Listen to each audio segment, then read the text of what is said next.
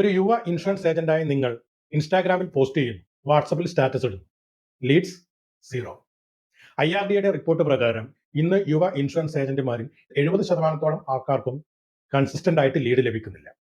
എന്താണ് കാരണം? Reason number 1, random posting. Reason number 2, targeting wrong customers. Reason number 3, engagement is equal to like and comment മാത്രം. Insurance മേഖലയിൽ ഒരു real business happen ചെയ്യുന്നത് അവിടെ ഒരു ഫണൽ ഉണ്ടാകുമ്പോഴാണ്. പല ഇൻഷുറൻസ് ഏജന്റുമാർക്കും ഫണൽ എന്താണെന്ന് പോലും അറിയില്ല. ഒരു പോസ്റ്റ് കൊണ്ട് ഒരു ഡയറക്റ്റ് സെയിൽ ഉണ്ടാകണം എന്നില്ല. ആദ്യമായി ക്ലയന്റുമായി ട്രസ്റ്റ് ബിൽഡ് ചെയ്യണം, അവരെ നർച്ചർ ചെയ്യണം, അതിനുശേഷം കൺവേർട്ട് ചെയ്യണം. സ്റ്റാറ്റിസ്റ്റിക്സ് പറയുന്നത് സിസ്റ്റമാറ്റിക് ആയിട്ടുള്ള ഒരു ഡിജിറ്റൽ ഫണൽ ക്രിയേറ്റ് ചെയ്യുന്ന ഒരു ഇൻഷുറൻസ് ഏജന്റ് മറ്റ് ഇൻഷുറൻസ് ഏജന്റിനെ അപേക്ഷിച്ച് 5x മോർ ലീഡ്സ് കിട്ടുന്നു എന്നുള്ളതാണ്.